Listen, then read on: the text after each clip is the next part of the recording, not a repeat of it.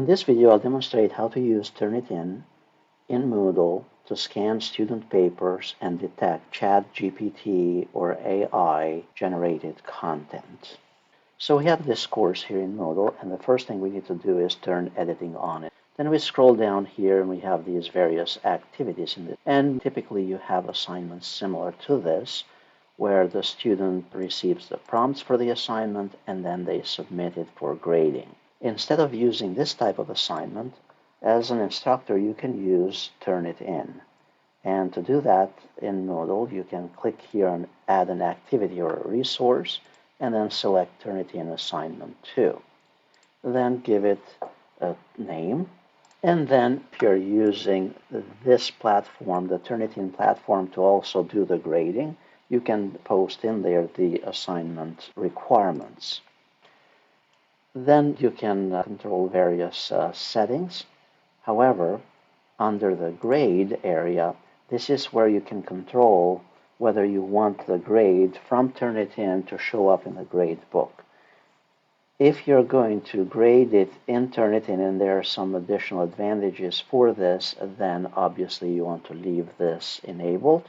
If you're using it just for scanning assignments, but you're going to post your feedback and the grade in the traditional assignment in Moodle, then you want to turn this off, this setting off here.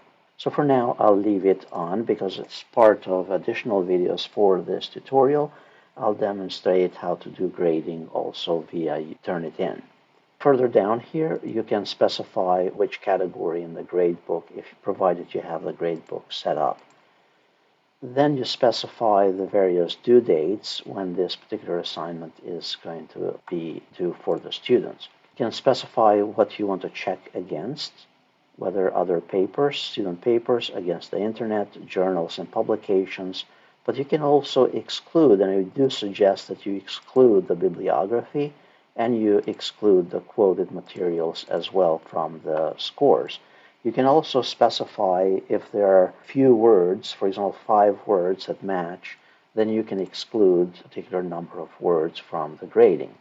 Under the grade mark area, if you're going to grade this assignment via Turnitin, you can also utilize a rubric for the grading of this particular assignment.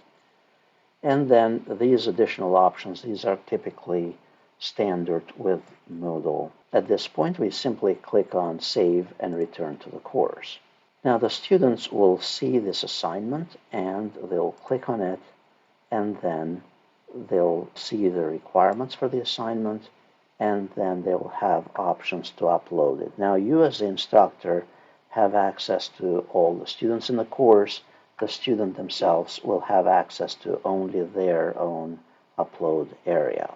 In the next segment, I will demonstrate how the students upload their assignment to Moodle for Turnitin scanning. That's how you create a Turnitin assignment in eLearning. If you like this video, please